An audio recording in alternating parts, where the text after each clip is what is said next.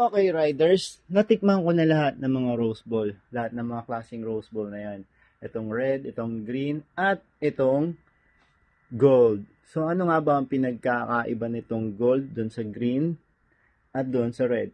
So, itong rose ball gold na to ay mas matataba ang kanyang mga sardines. At yung sauce niya, mas saucy siya. At mas hindi siya malansa.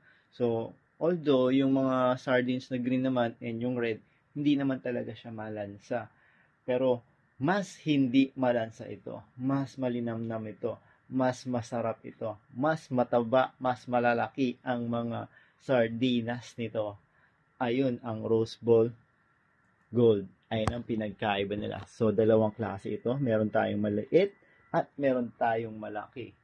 Yan. So, 155 grams and 425 grams. So, ito mga riders, no?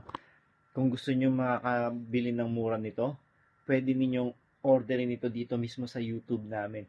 Ang maganda dyan, pag dito kayo nag-order sa YouTube namin, ay makakakuha kayo ng magandang discount, malaking discount. So, ayun kasi yung pinopromote ni YouTube na mag-shopping, mag-online grocery kayo dito sa kanilang platform. So, ano pa hinihintay ninyo? Order na kayo nito. Oops, at isa pa.